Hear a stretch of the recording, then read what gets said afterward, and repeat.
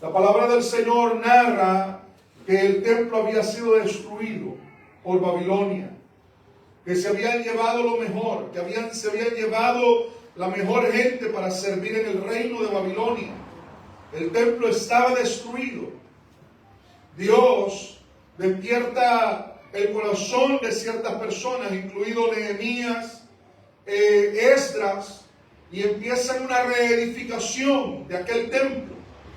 Pero la palabra del Señor nos narra en el capítulo 4 de Esdras y nos dice esto. El capítulo 4 de Esdras, en sus primeros versículos, son bastante importantes para entender este trasfondo, porque lo que quiero hablar tiene mucho que ver con la obra que ellos hicieron. Dice la palabra del Señor en Esdras 4: oyendo los enemigos de Judá y de Benjamín que los venidos de la cautividad edificaban el templo de Jehová, Dios de Israel, vinieron a Zorobabel y a los jefes de las casas paternas y le dijeron: edificaremos con vosotros, porque como vosotros buscamos a vuestro Dios y a él ofrecemos sacrificio desde los días de Saradón, rey de Asiria, que nos hizo venir aquí. Los enemigos que empezaron a disfrazarse de amigos le dijeron: queremos edificar con ustedes. Ellos vieron aquella obra. Cuando una obra comienza, hay una alarma en el mundo espiritual. Hay un alboroto en el mundo espiritual. Esto de edificar el templo para esta gente era un movimiento de Dios, no de ellos. Estaba en el corazón de Dios. Y ellos ahora estaban acá tratando de edificar el templo, y la primera estrategia que usan es: vamos a edificar con ustedes. Y dice la palabra del Señor, verso 3, Zorobabel, Jesúa, está bien, yo quiero que oigan eso, porque si dos se me van, dos no oyen. Vinieron, el verso 3, Zorobabel, Jesúa, que es Josué, y los demás jefes de las casas paternas de Israel dijeron: no nos conviene edificar con vosotros casa a nuestro Dios. Ellos entendieron la estrategia del enemigo y dijeron: no queremos esa ayuda. No nos conviene edificar con vosotros casa a nuestro Dios, sino que nosotros solos la edificaremos a Jehová Dios de Israel, como nos mandó el rey Ciro, rey de Persia. Pero el pueblo de la tierra intimidó el pueblo de Judá. Esta es la otra estrategia, la intimidación. Y lo atemorizó para que no edificara. Esa falta de visión, eso que el enemigo se abalanza: esto no va a crecer, esto no va a funcionar. Es una lucha invisible. Esto no te está saliendo como tú pensaste que te iba a salir, porque pintabas otra cosa en la mente, porque te imaginabas otras cosas. Y el enemigo trata de intimidar. Y esto no solamente de levantar una iglesia, sino en todo. No vas a cambiar, no puedes cambiar. No puedes salir de donde estás. No va a cambiar tu familia, no van a ser salvos tus hijos. Nadie va a ser salvo. Entonces el enemigo trata de meter esa mentalidad en la iglesia. Y mucha gente dentro de la iglesia se detiene de servir a Dios porque se intimidan ante el enemigo. Y el enemigo está ahí acechándoles como un león, como una fiera constantemente. Y la palabra del Señor dice, verso 4, que el pueblo de la tierra intimidó al pueblo de Judá y lo atemorizó para que no edificaran. Verso 5, sobornaron además contra ellos a los consejeros para frustrar sus propósitos todo el tiempo de Ciro, rey de Persia, y hasta el reinado de Darío, rey de Persia. Y en el reinado de Asuero, en el principio de su reinado, escribieron acusaciones contra los habitantes de Judá y Jerusalén. Es decir, esta gente no quería que edificaran el templo. No querían. Satanás ya no quería ver a los judíos adorando a Dios. No quería ver al pueblo de Dios en un altar haciendo sacrificios a Dios. No quería ver a los levitas vestidos con sus túnicas, los pectorales, las mitras. Él detestaba eso, porque todo lo que se origina en el corazón de Dios daña, ofende y destruye el reino de las tinieblas. Entonces el enemigo dijo no. Y sabe que fue tanta la oposición que se detuvieron 50 años. 50 años. Ya no dejaron, porque enviaron embajadores y enviaron cartas y los reyes empezaron a detenerse. Se metió el gobierno. Se metió todo el mundo a detener la obra de Dios. El diablo daría lo que sea por destruir las iglesias, por detenerlas. Usa los gobiernos, usa las constituciones políticas, usa los gobernadores, usa los presidentes, usa al vecino, usa los familiares, usa todo el mundo. Él no quiere que usted adore a Dios. Y aquí nosotros estamos contra toda la marea que viene contra nosotros y hemos adorado a Dios en este lugar. Y mientras yo estaba ahí sentado en esa silla adorando a Dios, yo sentía ríos de agua viva en mi ser. Eso a mí me dice que los ojos de Dios están puestos en este lugar, que no estamos solos ni desamparados. Gloria al nombre de Jesús. Pero la palabra del Señor dice en el verso 24 del capítulo 4 de Esdras: entonces cesó la obra de la casa de Dios que estaba en Jerusalén y quedó suspendida hasta el año segundo del reinado de Darío, rey de Persia, 50 años. Capítulo 5, verso 1, han pasado los 50 años. Profetizaron Ageo y Zacarías, hijo de Ido, ambos profetas, a los judíos que estaban en Judá y en Jerusalén, en el nombre del Dios de Israel, quien estaba sobre ellos. Vamos al texto que hemos leído. En este texto que hemos leído solamente a Zacarías. Usted puede leer a Ageo en su casa, que está justamente atrás de este libro. Y Ageo, Dios lo usa diciendo: miren la condición en la que ustedes se encuentran. Se cobijan y no se calientan. Recogen y es como que lo echaran en saco roto. Porque mi casa está desierta, dice Jehová. Ármense de valor. Y antes de edificar sus casas, que están muy bien artesonadas, yo lo había visto todo. Bonitas las casas de ustedes. Y mi casa está desierta. Ármense de valor y edifiquen mi casa.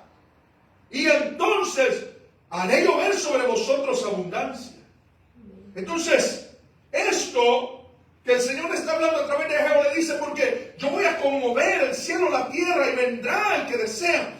La reedificación del templo marcaba un parámetro para la venida del Hijo de Dios. Era indispensable que se edificara un templo en Jerusalén.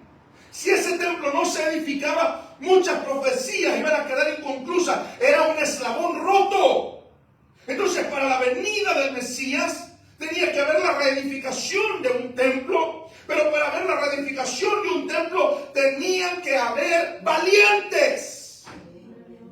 Gente que desafiara el gobierno de su época, los enemigos de su época, y contra todo lo que se viniera encima dijera: bueno, no me importa que me corten la cabeza si quieren, pero Dios me manda a construir este templo a su nombre.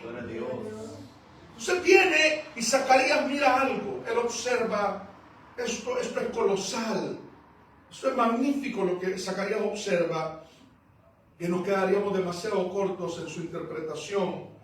Pero él observa un candelabro de oro con 7 brazos y lámparas en cada uno. Y dice que habían 2 olivos, uno a la derecha y otro a la izquierda, pero habían unas lámparas también y habían aceite que brotaba de esos olivos y caía sobre aquella lámpara que era encendido. Zacarías dice: yo fui despertado como alguien que despierta del sueño. En el mundo espiritual lo despertaron. Y él vio aquella gran visión y el Señor le pregunta, ¿sabes qué es esto? Y él dice, no, Señor mío, ¿qué es? ¿Qué es lo que veo? Y la respuesta divina es, porque esta es la palabra de Dios para ti. No con ejército ni con fuerza, sino con mi Santo Espíritu, dice Jehová el Señor. Quizás Zacarías, que también estaba en ese movimiento ya despertado por Dios de edificar el templo, estaba pensando cuánto vamos a necesitar, cuánto ejército, cuánta gente. Y el Señor le dice, en esta ocasión no vas a necesitar eso. Solo mi espíritu vas a necesitar para hacer esta obra magnífica. Aleluya. Hay momentos donde usted no necesita dinero, no necesita aire acondicionado, no necesita templo, necesita el Espíritu Santo de Dios. Y eso es lo que el Señor le dice a este hombre. Esta obra magnífica ya está en mi mano, ya yo estoy en el medio. Pero si usted se fija en la historia, Dios no hace las cosas solo. Siempre Él convida gente para que trabaje en equipo con Él. Y yo me siento muy alegre de estar en el equipo del Señor. Dios y yo somos un gran equipo. Por eso no veremos la derrota, solo veremos triunfos y victoria. Eso usted tiene que entender esto.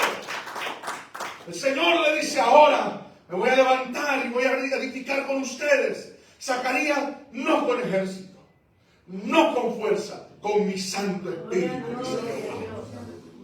¡Qué cosa más magnífica! Y la palabra del Señor continúa y le dice, esto es algo tan bonito. El Señor dice así, las manos de Zorobabel echarán el simiente de esta casa. ¡Aleluya! Eso era imposible. Era imposible. Era imposible. Y el Señor le dice, Zorobabel, tus manos agarrarán las rocas, pondrás la zapata, pondrás el simiente. Oiga, esto es profético porque estaba hablando también de la roca que es Cristo el Señor. Tú pondrás el simiente, Zorobabel, de esta casa. Y esto es inconcebible para ellos, pero para Dios no. Y dice, y sus manos la acabarán. Es decir, lo que voy a hacer contigo no será poner solo el simiente y que vengan tus hijos y terminen de edificarla. Tus ojos verán la terminación de la casa completa. Aleluya.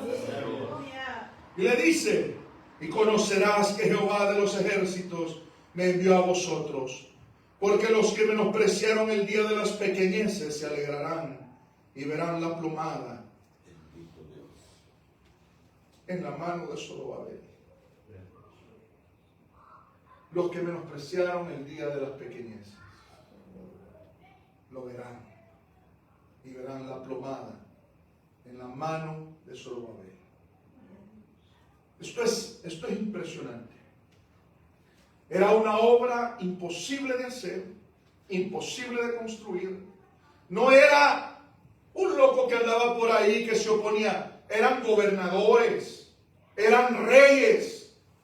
Era gente que podía matar a Zorobabel si se rebelaban para volver a querer edificar el templo. Pero ellos agarran ahora no fuerza humana, la fuerza del Espíritu de Dios. Y mire, hermano, yo le voy a decir algo. Cuando el Espíritu de Dios está con nosotros, es que no hay nadie que pueda detener la obra de Dios. Nadie. Dios mío, aleluya. Nadie, no podemos detener. Es un impulso, no es humano. Parece que no se volvió loco el hermano. No estamos locos. No, Pablo lo dijo, no estoy loco, no. Quisiera que todos conocieran lo que yo conozco y fueran cristianos tal cual soy yo ahora. Hermano, usted tiene que entender algo. En la Biblia, la intervención del Espíritu de Dios en la tierra siempre fue para comenzar obras magníficas. El Señor le habla a Samuel y le dice, vete, llena tu cuerno de aceite y vas a ungir al próximo rey de Israel. Él dijo, me va a matar Saúl, Señor, tú sabes, no te preocupes, ni que vas a ofrecer un sacrificio y convida a Isaí y a todos sus hijos y te voy a mostrar quién es. El Espíritu de Dios vino sobre David en ese día para comenzar una obra que era imposible en sus días. Pero cuando el Espíritu de Dios interviene, no hay diablo que lo pueda detener. No hay demonio, no hay rey, no hay gobierno, no hay brujería, no hay nadie. Nadie puede detener la obra de Dios. Es imposible. No hay poder más grande en la tierra ni en el universo que el poder del Espíritu de Dios. La tierra estaba desordenada y vacía, en un desorden cósmico producido por la caída de Lucifer.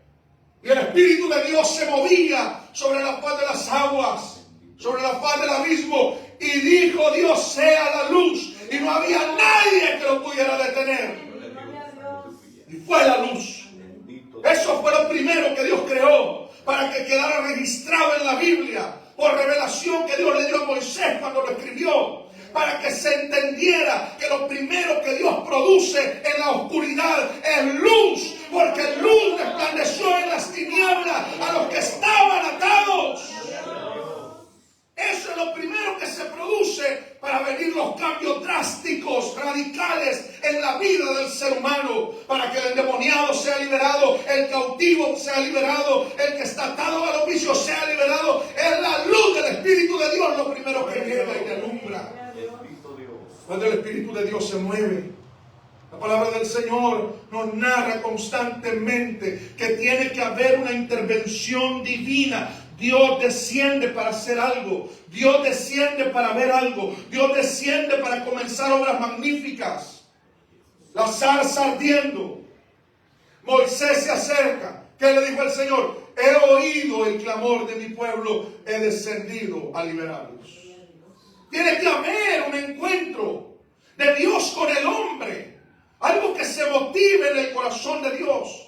Algo que se motive en lo divino y toque lo humano. Nosotros que estamos reunidos acá en esta hora para cumplir aquella promesa que donde están 2 o 3 reunidos en el nombre del Señor, ahí está Él en medio de ellos.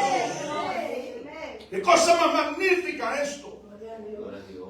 Entonces aquí nosotros vemos intervenciones de Dios siempre para comenzar obras magníficas. Se le aparece Dios a una mujer estéril y dice, vas a tener un hijo y lo voy a usar para liberar a mi pueblo Israel. Ella dice, Señor, quédese aquí, voy a hablar con mi esposo. Va, habla con su esposo y le dice, mira, ahí hay uno que me dijo que voy a tener un hijo. Y le dice, vamos a ver quién es. Van y ven al ángel de Jehová parado ahí, aleluya.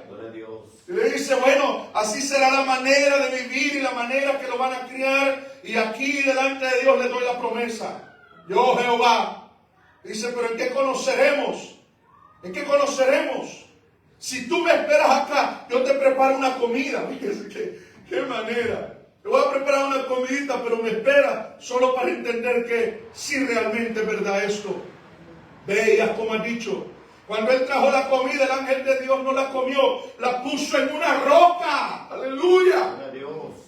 Y con su báculo ahí se encendió el fuego y subió en una llama el Señor caminando en esa ofrenda. Entienda que donde Dios está no hay demonio que pueda impedir el mover del Espíritu de Dios y la obra de Dios. No existe poder. No hay otro Dios con él, dice la Biblia. Que pueda decirle qué hace. ¿Quién va a detener la mano de Dios que ha determinado hacer algo en la tierra? Y aquí es donde entramos también nosotros. El Señor sabía lo que iban a enfrentar los apóstoles, los discípulos, los primeros cristianos, todo. ¿Y qué es lo que les deja? El Espíritu Santo. Ellos no necesitaban más. Y el primer milagro, Pedro, por inspiración del Espíritu Santo, dice, no tengo oro ni plata, pero lo que tengo te doy. En el nombre de Jesús de Nazaret, levántate y anda. Aleluya. ¿Qué dinero ni qué nada? Nadie había podido curar a aquel hombre, pero lo que tenía Pedro lo tenemos nosotros en esta noche. El Señor está con la iglesia. El Señor está con nosotros. No con ejército ni con fuerza, sino con mi espíritu, dice Jehová el Señor. Gloria a Dios. Entonces nosotros tenemos que entender qué obra es esta, qué es lo que Dios quiere hacer, qué Dios tendrá para todos nosotros, para ustedes en este lugar. ¿En qué ambiente crecerán nuestros hijos? ¿Qué milagros mirarán? ¿Qué obra verán? Yo de niño vi la obra de Dios. Hermanos, en ayuno, en oración, orando para que Dios les construyera un templo porque la iglesia no tenía fondos. Dios sana a una muchacha de cáncer y el papá era ingeniero y él provee todos los materiales para construir el templo. Yo lo vi. Y yo vi cuando estaban poniendo los ladrillos y estaban haciendo los muros. Y yo entraba, tenía unos 5 o 6 años y me acuerdo. Yo veía aquellas grandes paredes. Eso era la respuesta de Dios al clamor de un pueblo. Hermano, entienda, si usted clama, si usted ora, Dios no se va a quedar de brazos cruzados. El poder de Dios visitará esta ciudad. Aleluya. Tiene que entender eso. Usted ore, entrégame Antioquía. Entrégame esta ciudad, Señor. Que se cierren los santos de vicio. Que los brujos no puedan trabajar. Y que los que andan ahí confundidos buscando psíquicos para que les ayuden a arreglar el hogar terminen en esta puerta. Y aquí les hable Dios a través del pastor, a través de los hermanos, porque es por el Espíritu de Dios que vamos a vencer. No es por nuestra fuerza. Gloria al nombre de Jesús. Hay que orar, hay que usar los métodos, las ideas para orarle a Dios, para pedirle. Decirle, Señor, entrégame esta ciudad. Señor, pido por esta ciudad. Y el Señor no solamente le va a permitir ver esta obra crecer y ser prosperada, no. Van a venir otras obras también en toda esta ciudad de Pittsburgh y también en Antioquia. Dios es poderoso. Demasiado poderoso. Demasiado poderoso Dios. Entonces, Dios quería transmitir a través del profeta, porque si usted lee Zacarías, son unas visiones impresionantes las que mira este profeta. Algunas difíciles de interpretación, pero lo que Dios quería era enseñarle a través del profeta Zacarías al pueblo su poder, su magnificencia, lo que él podía hacer para que ellos entendieran de que no iban solos y de que alguien poderoso iba con ellos. ¿Qué hizo Dios cuando Elías estaba en la cueva, allá teniendo lástima de sí mismo y repitiendo las mismas cosas? Señor, yo no soy mejor que mis padres, han matado a tus profetas, solo yo he quedado. Han derribado tus altares, no soy mejor que mis padres, solo yo estoy. Solo toda la visión de Elías. Y ahora estaba en una cueva porque una mujer lo había amenazado. ¿Qué hizo Dios? Dice que trajo un viento fuerte que rompía las peñas. Y después un fuego. Y después un terremoto. Fíjese toda la manifestación del poder del Espíritu de Dios delante de Elías. ¿Por qué Dios no solamente le habló? ¿Por qué Dios tuvo que hacer esas demostraciones de poder, de fuerza? Porque Él quería que Elías entendiera en esa cueva en la que estaba que el Dios que Elías tenía, su Dios, era Él mismo y no había cambiado. El que hizo descender fuego delante de aquellos 850 profetas de Baal y de Acera era el que ahora estaba hablando con Él también en la cueva. Dios no se cansa, yo me canso. Yo me desanimo, Dios no. Dios sigue. Dios es exactamente el mismo Dios de Elías, exactamente igualito. Exactamente el mismo Dios de Zacarías. Él está igual que siempre. Todos ellos ya se fueron hace miles de años, siglos atrás ya se fueron, pero Dios es el mismo. Y Él no cambia. Y sabe que uno de los grandes privilegios que yo siento de parte de Dios es haber sido convidado a este gran proyecto de la salvación de las almas. Dios me llamó y me dijo, Álvaro, te quiero usar. Ven, sígueme. Y yo dije, amén, Señor, aquí voy. Y usted también ha dicho sí. Hermano, usted está aquí. No está adorando ídolos. No está allá afuera drogándose. Está en la casa de Dios. Aleluya. Está en este gran proyecto. Qué bonito. Qué bonito esto, Dios mío. Y el Señor le dice, los que menospreciaron las pequeñeces van a mirar con sus ojos esta casa. Fíjese que sucede algo en la edificación. Si no me equivoco, fue Esdras quien lo escribe y dice, y cuando se ponían los simientes, los que habían visto la casa anterior, gritaban, aleluya, por estos nuevos simientes que ahora se ponían. Y daban voces. Y lloraban. Eso a mí siempre me ha tocado esa parte. Porque el Señor dice a través de Ageo, y la gloria postrera de esta casa será mayor que la primera.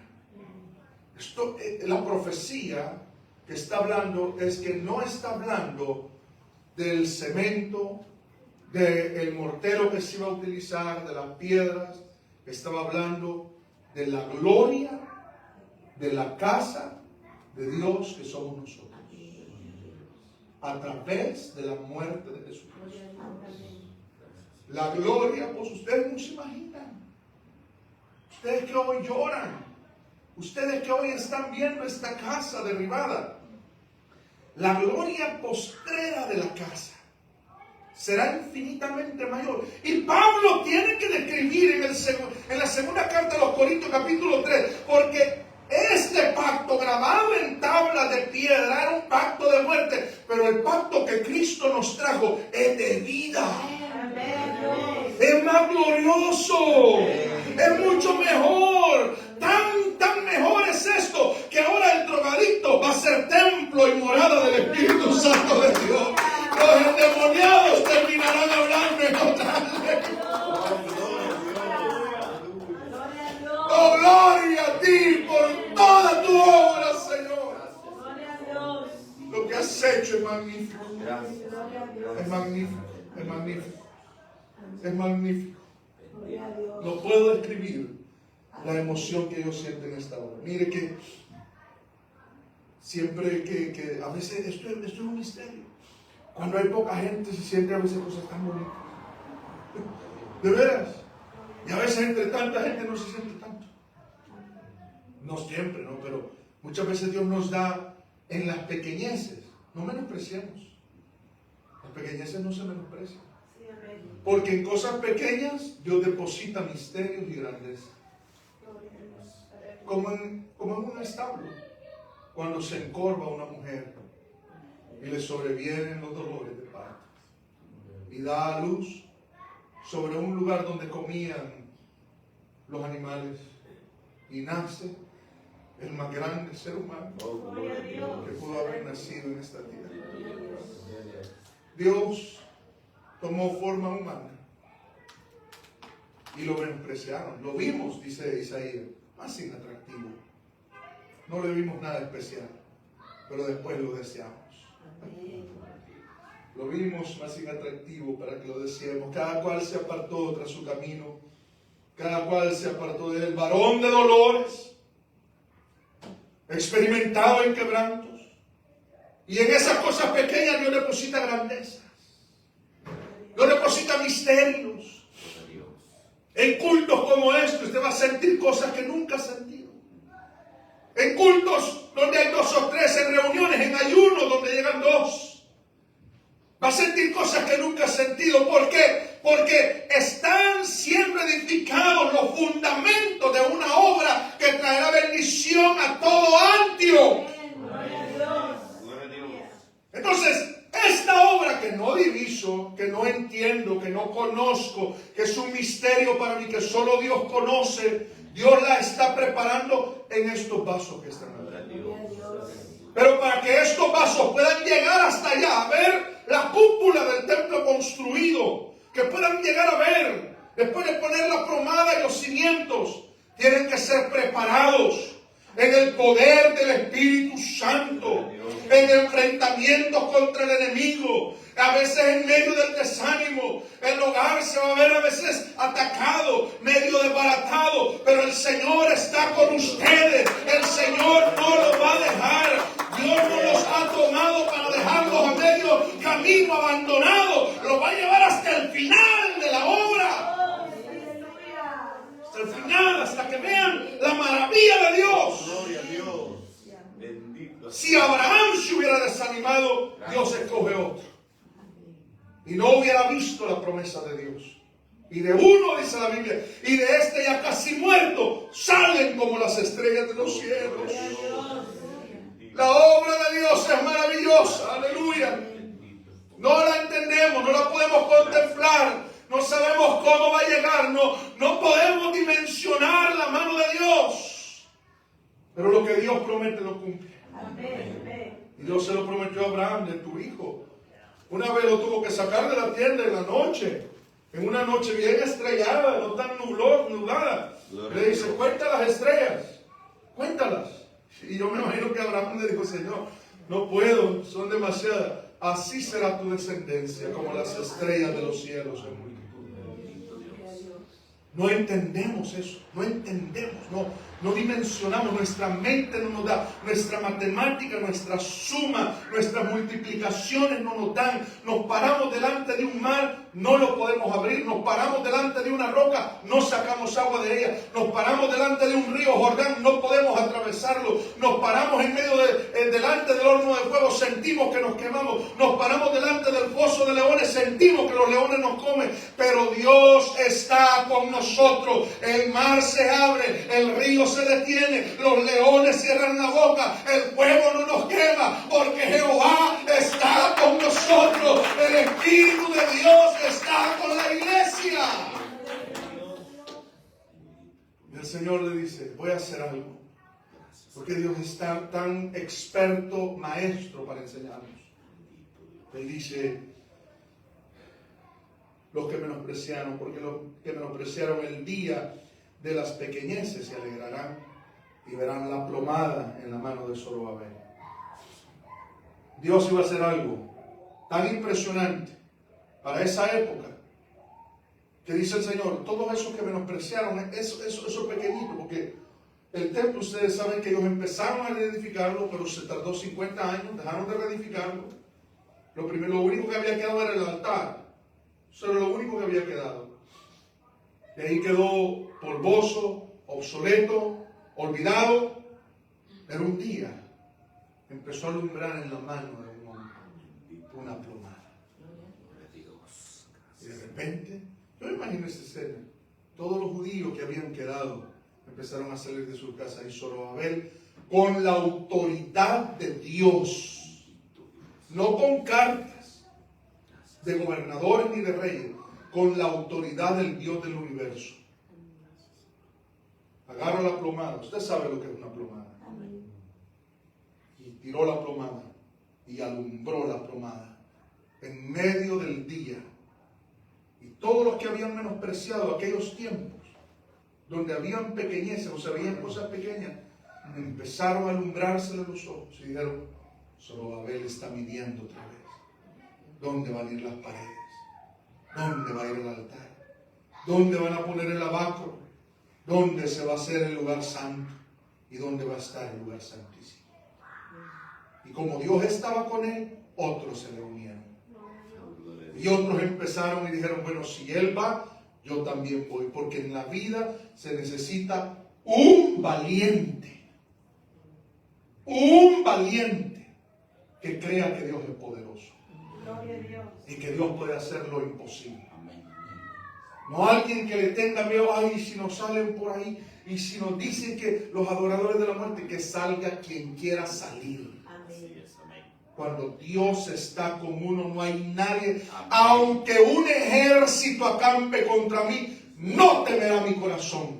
Aunque contra mí se levante guerra, yo estaré confiado. Aleluya, gloria a Dios. Y en una ocasión donde David sí la vio bastante difícil, bastante dura, él dijo, bueno, muchos se han multiplicado mis adversarios, Muchos son los que se levantan contra mí. Muchos son los que dicen de mí, no hay para él salvación en Dios.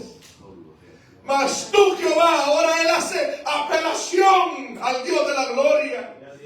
Mas tú, Jehová, aleluya, eres escudo alrededor de mí, mi gloria y el que levanta mi cabeza, aleluya. Tenemos un Dios vivo, el Dios de la vida, es mi Dios. Oh, gloria a tu nombre, Jesús. Dios mío. Qué cosa más maravillosa. Voy a terminar con esto, porque hay visiones que parecen demasiado, tan duras, tan difíciles, que nosotros decimos, no creo que Dios vaya a hacer algo tan. Una vez, dice la palabra del Señor, que Dios, literalmente, Dios agarra del cabello, del pelo a un profeta. Y me tomó por las orejas y me llevó el Espíritu de Dios. No tenía otra, no lo podía agarrar de otro lado. Ni de la mano de él. A veces Dios hace cosas que no entendemos, pero el Espíritu de Dios lo toma y lo lleva y lo pone en una llanura. Gloria a Dios. Y él se para en esta gran misión el profeta. Y le dice, ¿qué ves, Ezequiel? Veo huesos secos en extremo. Un valle lleno de huesos. Y el Señor le pregunta, ¿vivirán estos huesos, Ezequiel? Hermano, Dios, es que yo me siento conmovido por el Espíritu de Dios. Gloria a Dios. ¿Vivirán estos huesos, Ezequiel? ¿Se levantará esta iglesia, Carlos? Aleluya. Gloria a Dios. Profetiza entonces, habla y predica la palabra. Y dile, huesos secos, oíd palabra de Jehová. Gloria a Dios. Gloria a tu nombre, Jesús. Y cuando yo hablé, dice el profeta, los huesos empezaron a temblar. Y cada hueso empezó a unirse con su hueso. Y empezó aquel movimiento. Usted se imagina todos aquellos huesos temblando y el movimiento de aquellos huesos y el sonido de aquellos huesos secos golpeándose uno con el otro y uniéndose. Y de repente veo un ejército de huesos. Y diles a esos huesos, yo hago subir tendones sobre ustedes y pongo carne sobre ustedes. Y gráficamente la Biblia dice, y tendones empezaron a cubrir músculos, arterias, los ojos, los labios, la piel, el cabello, y de repente era un ejército de personas. ¿Y qué proceso? Y después el Señor le dice, Ezequiel, falta algo, profetiza al Espíritu y di, Espíritu, ven de los cuatro vientos de la tierra y sopla sobre estos huesos y vivirán. Aleluya. Ese es el poder del Espíritu de Dios. Y de repente entró el Espíritu Santo y le dio vida a aquellos huesos. Hay visiones y hay cosas que son como ese valle de huesos secos. Imposible. Pero el Dios que nosotros tenemos no conoce lo imposible. No conoce algo que Él diga, aquí ya no lo puedo ayudar, lo siento mucho. Hay inflación en el cielo, se me acabó el dinero, esta salida es muy difícil, el cáncer está muy profundo, ya esto ya no lo puedo sacar. Nunca, si este Dios que nosotros tenemos tuviera límite, lo siento mucho, yo no le sirvo. No me atrevería a enfrentarme a los enemigos que me he enfrentado. Y Pablo lo dice en 2 Corintios capítulo 15. Y si yo me he enfrentado a las fieras que me enfrenté allá en Éfeso como hombre, ¿de qué me aprovecha? Y él, en pocas palabras él decía, yo me enfrenté en Éfeso con demonios, con fieras, por el poder de Dios. Ustedes se están enfrentando no a carne y sangre, a nadie, a demonios que van a caer en el nombre de Dios. Gloria a Dios. Amén. No es con ejército ni con fuerza, sino con mi espíritu, dice Jehová el Señor. Pónganse de pie. Vamos a venir todos aquí al frente. Yo quiero orar por ustedes. Vengamos todos. Hermano Carlos, hermana Becky, vengan.